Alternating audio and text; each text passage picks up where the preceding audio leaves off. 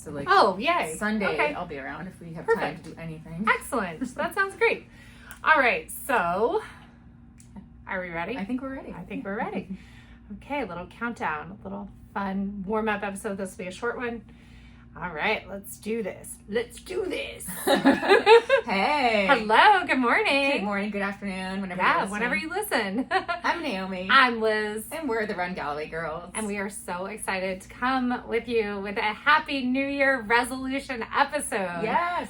But these New Year's resolutions are a little different. They are running resolutions that have nothing to do with performance. So we're going to count them down for you. We have the 10 running related New Year's resolutions that have nothing to do with performance and focus on joy. And I love that because I think Yeah. everybody puts way too much emphasis on how they're going to be so much better in the new So much year. faster. Even myself. We always do. Like, I am so excited about running a fall marathon. I am like, put it out in the universe. I want to qualify for Boston. I want to get fit enough to be able to do it. Chances are that fitness probably is not going to happen because I don't have the time to put in. Right. But the goal, the lofty goal is still there. And then the training will be there to support what I can actually do. And I'll reevaluate the real goals as we get there. Like the real performance goals based on evidence, right? Right. So, but still it's fun to have those big goals. But those big goals can feel so daunting if you're not focused on these fun things. Right. So, Because it's not just about times on the clock and it's not about mileage counts. Everyone's showing how many miles they ran right now because it's the 31st we're recording this, and everyone ran, huge 2,000 miles, right? 1,800 miles, yeah, 1,000 1,300 miles, right? 500. They're trying to go out and run 12 miles today in order to Yes, get a I've whole seen number. that. And I can't run any miles, so it's just not going to happen. Well, and you don't always have to be like, oh, I only ran X number this year, so next year I'm going to run more. Like, no, maybe actually next year the goal is to run less. Yeah. So. All right. So, number 10 on the top 10 countdown of running related New Year's resolutions that have nothing to do with performance, we have explore new routes. This is super cool. Discover new trails, neighborhoods, parks, run somewhere fresh. It can reignite your love for running. And I actually have a story about this.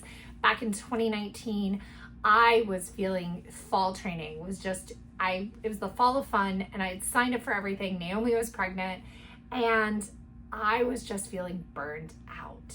And even actually a little bit towards spring of 2019 when we were heading into Mountains to Beach. I was burning out already. Well, I think you were doing some races that I wasn't doing. So we had a couple of weeks where we weren't training together. And I really I didn't know what to do. So I would go and run with Dale, who is another runner friend of ours, who runs completely different style from me. And it was great. It would reignite in different locations and it would reignite my passion for a little bit. Like I remember one weekend I ran a trail race and a 10-miler in the same weekend at the end of April. And that was a little exciting and a little different. And then I went and did, for my 29-miler, I did a marathon on the CNO, and then the same thing in the fall. I ran a rainy, Dale and I were both doing CIM. And so we ran together a long run in the rain and the cold.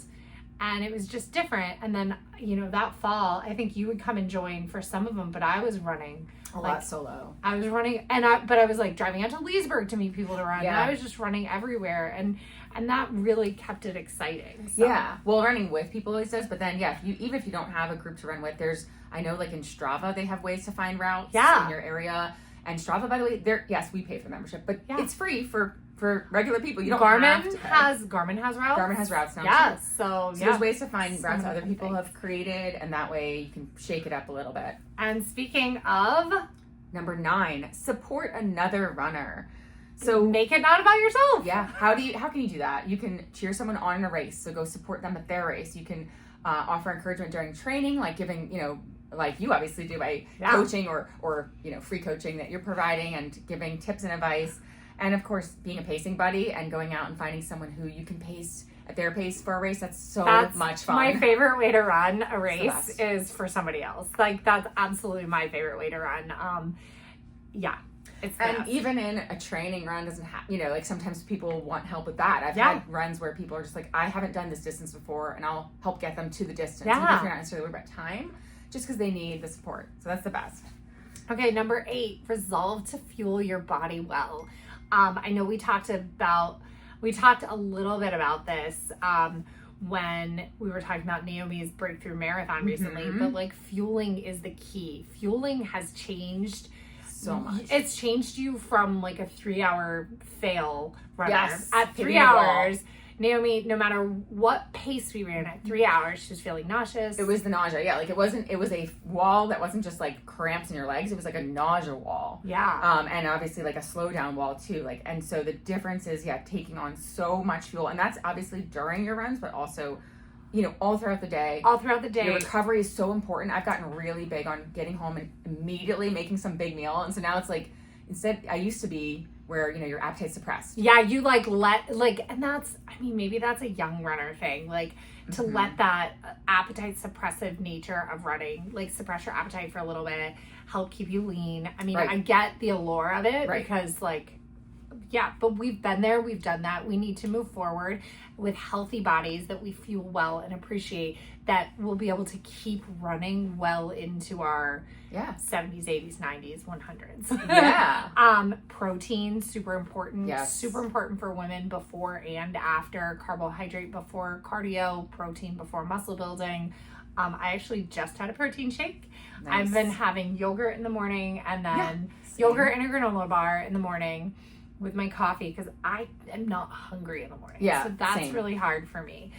So I have that in the morning as soon as I get to work, which I get to work at 7:45, so it's still pretty early. And then I have, I've started doing a protein shake with my first pump session, and then, I'm just trying to increase that. Yeah. Yeah. More protein, and then you get the hydration at the same time. So so fueling. That's a big one that everyone should be all the thinking time. about. And, to quote David and Megan, eat enough always, eat too much sometimes, and never eat not enough. Yep. So eat not enough Absolutely. never. All right. Number 7. This is the hard one. Embrace recovery. Okay. How do you do this? Take rest days. For real. And It's don't so feel hard. bad about it. It's not Yeah. guilt. You're not like, oh no, I didn't do anything today. You need it. Your every part of you needs it. Your muscles, and your brain. And what's so funny is the thing that makes us good runners is also the thing that makes us prone to injury, makes us prone to taking it too far. I just read Megan Featherstone had a post about she's been injured because she didn't know when to say that's enough when her body was saying that's enough. So she's dealing with a stress fracture, a stable sacral stress fracture. Oh no. And but that's the thing, the thing that makes you a dedicated athlete could also make you maybe not pay attention when you're doing the twos. If you're on YouTube, you can see my air cast. Twos, too much, too soon, too often, things that you're not ready for. So recovery. Yeah, and that also means taking some time. So for me, especially taking time after my run to do those little recovery, using either the Recover app or Peloton, or just finding something online, some PT exercises, whatever it is you need for those little things you have. So I've got calf tightness that's been leading to different issues between my with plantar and with stress reaction, and so doing my calf recovery after every run, and find those little exercises that'll help you, and just it's 5 minutes, 10 minutes, it's not a lot. And sometimes recovery and rest means sometimes that means taking the stress from your life and going, I need to recover from this before I focus on my training. Yep. And taking a down season, even running year round, it's out. It's out. Having cyclical seasons. That's what's in for 2025. And if you take the pressure off again, if you don't have any goals, and it's okay, I'm just gonna run when I feel like running, when I need it for me for that escape or whatever, but it's not gonna be structured and it's not gonna follow a plan. Yeah. That can be part of recovery. It can Absolutely. It can be going out and doing, miles that are 2-3 more minutes slower than you normally do, with a slower friend, with your kid, with your mom. I just did over the weekend. Her pace is 14-minute mile pace. That's her pace. Oh, that's so fun though. Super easy running, can be part of your recovery. You just have to be careful about it. And then number 6, one of my very favorite things ever, run for a cause, sign up for a charity race, raise some funds. This can be a great way to like reignite your passion for running and also give you something else to run for. When you're running for a charity or for a cause, I actually find for me, I've become a little more dedicated to my run. And believe it or not, it actually makes me run faster. I have run PRs not every time because sometimes I've paced, but when I've run for a charity, I've ended up running PRs, which is really fun and exciting because I don't want to let those people that supported me down, which is fun.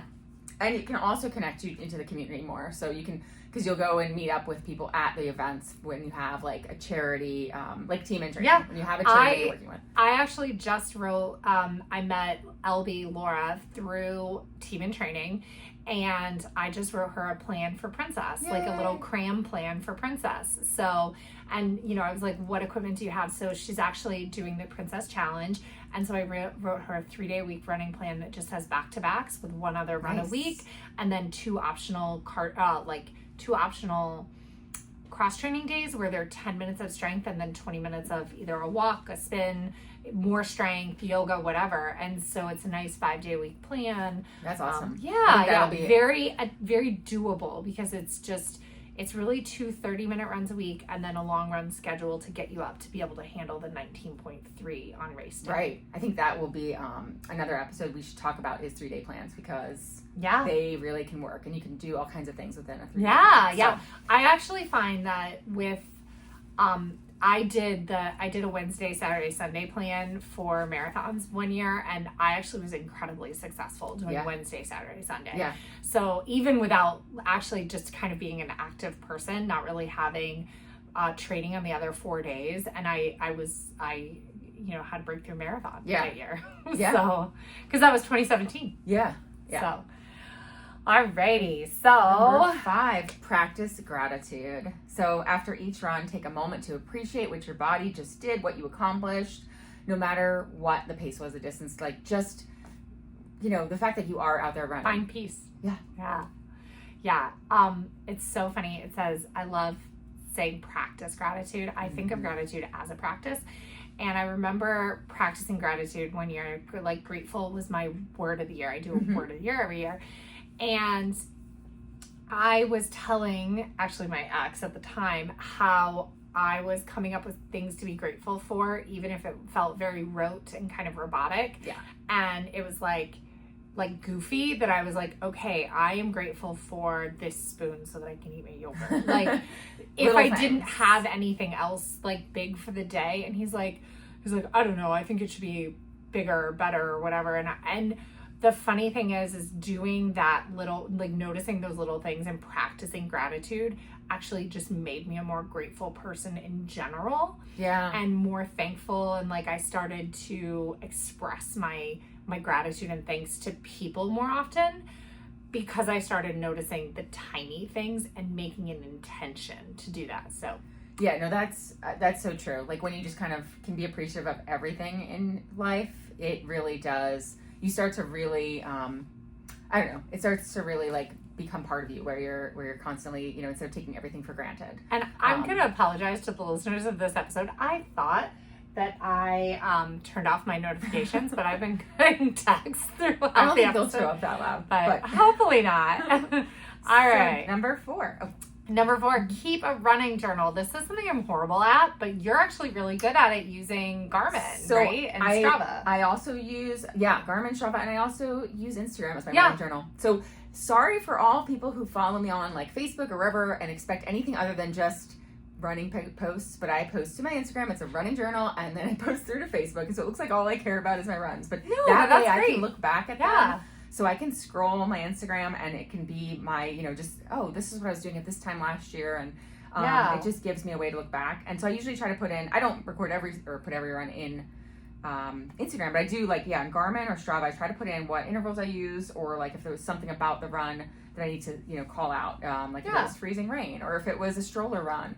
Yeah, and then, that's really great. It helps you when you're looking at your whole training picture And just to like look at what was going on in your life too. To be like, Yeah. wow, I ran that, the day after I got the Moderna vaccine, and that's why I felt like crap. And whatever. It's great. Yeah. I use my Instagram, I think, a little more for my whole life, but I don't know. I try to post my runs when I'm not with you, but I don't always. Sometimes I do. But I'm actually going to use either Strava or Garmin or both to document. Like, that's kind of a resolution of mine this year, is to make sure that I'm recording my gear, because I think dead shoes is what led to my foot injury. So that's like keeping a running journal. It is like, that's a resolution of mine this year, actually. So, and I mean, like, a paper journal would be really cool too if it's your type of thing. I know for me, I just like put notes wherever in an app. But I used to do keep paper journals, and so. Yeah. I still think some people probably enjoy that. Yeah. Number 3, though, is the best. Oh, because I love we this. do this all the time. Yeah. Dress for joy. And go ahead and head on over to sparkleathletic.com and get yourself some sparkle skirts so that you can dress for joy on all of your runs. We find it really fun to twin. Yeah, of course. On our runs. And like for like races, I pick something that's gonna like go with the race. So I'm trying to figure out what tomorrow of the New Year's Day 5K. I'm like, what's the color for tomorrow? I might even bed the red one, or champagne, or something that's gonna feel New Year's Day, like 2025. Like, I like it. We've done we'll do mermaid skirts, we'll do the ruffles. Yeah. For New Year's. So like something that just kind of embodies it, or like. Because that's the greatest thing. Sparkle has like every themed skirt. So you can theme so it, you much can do fun. colors, or you can just. It doesn't have to be skirts if that's not your thing.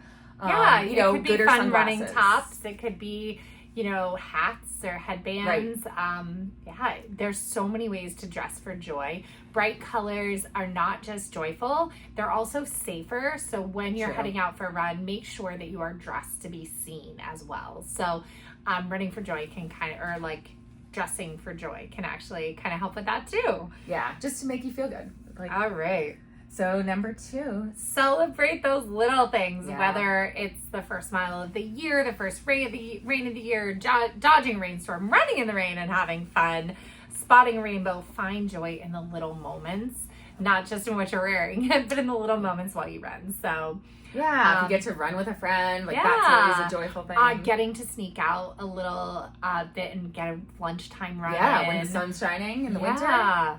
Maybe just enjoy getting to run, because right now I would love to be running. If you're not running, getting to Peloton, getting to do something. Yeah. So I actually have decided I'm going to do the Discover Your Power Zones class again, and I was like, I really wanted to start on Monday, which was yesterday, but because I want my day 6 to be on the weekend. Yeah. So now I'm like, oh, well, maybe my day 6 could be Sunday, so I might start today. Yeah. I haven't decided. And you can still make it work. Yeah. But discover some, maybe you don't get outside for a run, but you have a treadmill and you can set up a TV or an iPad so you can watch something. Yeah. And that can be your little celebration of joy, is that you're going to watch a show and catch up on something. There's lots of ways it can be done. It doesn't have to be, traditional things. Yeah. And then number 1. Resolve to enjoy the process. And we talked about this all the time. All the time. This was a big mindset shift I had to make. And I did that, a couple of years ago because prior to that, I think prior to 2022, that year that I made the resolution to that's the fall, it was about the process and not about the outcome. That was a big change, because prior to that, I was always looking at the outcome, like the number that I had to, if we were trying to run a 3:40 marathon or whatever that time was, that was all that mattered throughout the entire season. So every run had to line up with what the goal was, and the outcome at the end of the season, if I got it or didn't get it, made a huge difference in how I felt about the season. And in 2022, which was when I was training for New York, I had the most amazing cycle. Didn't have the outcome at New York, but it didn't matter because it was about the process. Yeah. And I looked back at how well it went, because each day I just kind of woke up and was like, what's my run today? And went for that day's goal, not looking at big picture. I was looking at the day itself, and it's a piece of that puzzle, but it's not every day wasn't surrounding some number on the clock at the end. So right, absolutely, yeah. I have always kind of liked the process of running. I think as I got faster, I got a little more into the results. Right. But then I also was like able to kind of get like, maybe it was that I was good at gauging where I actually was fitness wise. But so I was able to like get the results that I wanted in seasons. I never really had a letdown season.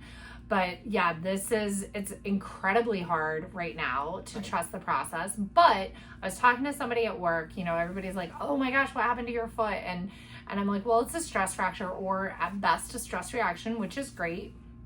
Everything heals in 6 weeks. I feel so grateful that I was in a good place with my running and feeling good about where I was, because now I feel like a runner who got a running injury, not somebody who's coming back to running and got injured. Does that make sense? It's Absolutely. like so I feel like this athlete that has this athletic injury versus, and I had to like look back and notice that I had consistency. Yes. In order to like really have that mindset shift and really like enjoy the process. So as you look at this year, remember 6 weeks is such a small amount of time. If you have a running injury, most running injuries, you need 3 days. Like take it in small chunks. Take 1 day, take 3 days, take a week, take 3 weeks, 2 weeks, whatever you need. Most things by 6 weeks, you don't even remember them anymore. Yeah. So. And like 2024, I just ran the fastest 5K that I've run since before I had my son. So since 2019, which was a PR in the beginning of that year.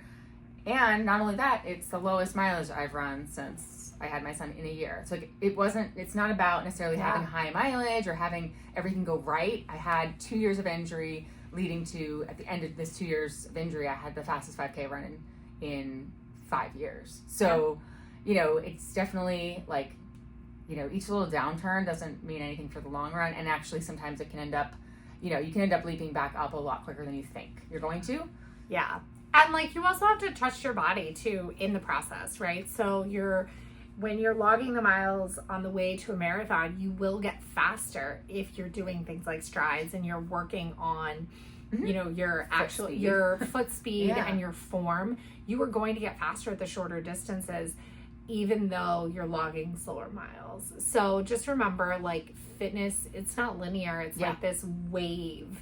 And when the tide rises, all boats float. So like everything's going to get better and faster as long as you are training for where you're at and trusting the process. So and enjoy the process. And enjoy along the way. Yeah. We're like, that's the difference between a one and done marathoner and someone who identifies as a runner or someone who runs. So, yeah. And it's all about the process. It's not about the outcomes. It's not about the number on the clock. It really is about every single run, every little run throughout the year and how you felt and how great it was. So so if you've made it all the way through this top 10 countdown of the 10 running related New Year's resolutions, thank you for listening. Please give us a like and subscribe wherever you listen to podcasts, Apple Podcasts, Spotify, Google, I don't know, wherever you listen to podcasts, YouTube. Come find us on YouTube.